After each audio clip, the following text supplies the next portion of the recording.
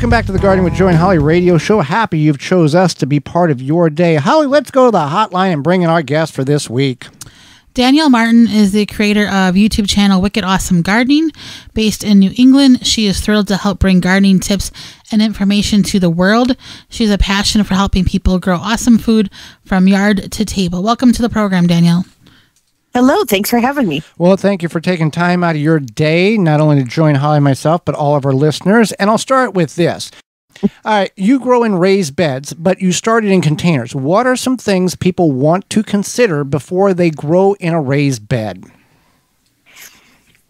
So if you're going from containers to raised beds, you want to really think about your setup, how high you want them to be. The great thing about raised beds is that it allows for people who have mobility issues to not have to bend as far.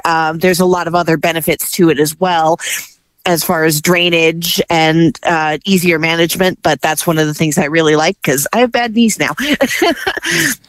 And, you know, you have the ability to plant a considerable amount more in a raised bed than a few pots on a patio, porch, or deck. Yes. Now, you can grow quite a lot in containers on a deck. I had about 30 different vegetables growing on a small, say, 4 by 6 foot deck. So you can do quite a lot in a small space. But yes, once you transition to raised beds, you've got a lot more space. It lends itself really well to the square foot gardening method. So you can just divide up your bed since it's a nice uniform row. And then you know how much that you can fit, which is really great. Fantastic. So what is a garden DIY that you did this year? This year, actually, I am transitioning to my own homestead. So all I did really this year was set up just a couple of small raised beds where I was growing some tomatoes and some flowers just to have something. But next year, it's going all out, so that's going to be great. But one of the things that I did in the past that I really loved was because I was not very handy with tools before, so I actually built some really decently sized, like 4 by 10 foot beds without using any tools, because they have at Home Depot these garden corners made out of concrete. So you can go to Home Depot, you can get the boards cut right there if you don't have power tools or you're not confident enough to work with them. Home Depot would do a couple of cuts on the wood that you purchase from them right there in the store, which is also helpful if you don't have a truck, because you can then put them into your car to get them home. And then you just slide them into the garden corners, fill it with soil, and boom, you've got raised beds. You would be amazed at how many boards, 8-foot boards by 4 foot, you can fit in an SUV. Quite. It's very true. And with your homestead transitioning, and I'm sure if people are not aware of this little technique, you just take a notebook and just line after line. Here's the things I want to accomplish, and just start marking them off when you get them done. And that list never gets depleted because you're always taking 2 off and adding 4 more on. Oh, it's so true, especially because I got goats this year, and it's just gone from there. And it's a good problem to have, because, you know, you sit around going, well, what should I do? If you have that list, here's 3 things I can do now because I got 45 minutes and they take about 12 minutes each. Or here's a Saturday project. That's this whole thing over here. Exactly. Tell us more about your YouTube channel. You've had quite a transition from living in apartments to now having your own homestead. Quite a move. Yes, I did take a lot of this year off. I was just starting to get rolling this year, and I had a whole bunch of videos planned, and most of it revolved around the goats. We had a goat that was pregnant, giving birth, and all of that. So there was a lot of content in my content plan for that. And unfortunately, and you can see in my most recent video, I talked about it because I took the last couple of months off. We actually lost her, unfortunately, which was very sad. She had a tragic accident literally as she was going into labor. And we had thought we had lost the babies and everything, but we have 2 beautiful baby does. We just don't have mama anymore, which is sad. But now I'm very much energized. Now that I've kind of broken that barrier and I've done the video on it and I've sat down and talked about it and processed it, I'm very, very motivated. I've got other videos already shot. So I'm really excited to get back to that. A lot of this fall is going to concentrate on the goats because that's kind of the season that I'm in, the breeding, the management, and building infrastructure for them and for my chickens. But then once spring hits, or we get closer to spring, all the garden stuff is going to start popping off. I cannot wait. I haven't had a real garden in a couple of years now because I've been in flux and in transition. But this year it's seed starting in the house again and getting a big garden going. And I'm going to be expanding from these 2 little raised beds to probably about 1,000 square feet of growing space. And, you talk about the loss of the mother goat, and it's a sad thing. And you will, I grew up on a farm, and it's one of these things it's a terrible thing. You wipe your eyes, you go, well, we'll try again next year, and you move on because that's the way you got to go. You can't sit there and go, well, I should have done this, or should have done that. Exactly. Put another quarter in the machine and keep trying, I guess, is the best way to say it. So now if somebody's looking to buy land or a house and want to grow a garden, what is some things that they should consider, especially if they want to do a lot of gardening? One of the main things, I used to be a real estate agent, so I've got a pretty good grounding on this, but from a homesteading aspect, once you do find your land, you really want to take some time. Don't just jump right in and start planting. You want to take a look at your land and how it develops over the season, throughout the year, because you may find that you build a whole garden and it's not in a convenient place where you thought it would be really convenient, but it's not. Or you got to see how the water runs on your property, how it drains, because what if you just built where you think is going to be great, but then, you've got your raised bed in like 6 inches of swampy water when we have a really big storm.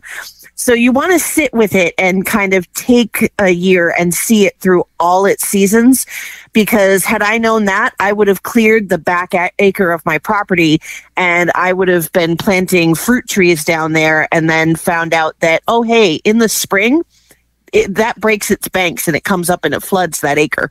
So that's actually where the goat pasture is going to be, except that they're not going to use it in spring. They're just going to be a summer, fall, and then back up to the top of the property type of thing.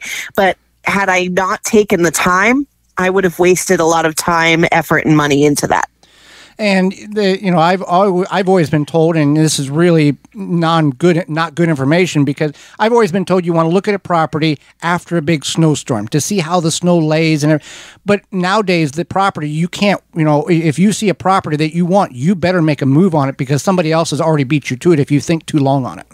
In this market, absolutely. Yeah, it's just fascinating. Also, for those who may be in the market for a homestead or just transitioning and wanting to buy a new house, most times you have to go through an agent. Now, with your experience, is there any tips or tricks or of how to get a hold of a good agent and not just somebody that goes through the motions to get the check at the end of the day? You want to talk to 3 or 4 different agents. And a lot of it is kind of how you gel. You want to ask, what do you do to source properties? A lot of people make the assumption that the agent actually really is who finds the properties, and that's not really where the value of an agent is. So if they're saying, oh yeah, I know all the, the listings, I know all the tips and tricks, you actually, in this market, most people are finding their properties themselves online. I actually found this property that I own now myself online. And being an agent, I could have negotiated this myself, but it had a couple of aspects to the deal that were a little beyond my knowledge. So I sought out by calling the team lead, so the guy in charge basically of my local Keller Williams office. And I said, I need somebody who's going to help me with this, this, and this. Who is your specialist in land purchases and in properties that have tax lien issues. And he hooked me up with the right person, and she was a wonderful negotiator. And that's really where the value of a real estate agent these days lies. It's not in finding the properties, because that's easier than it's ever been.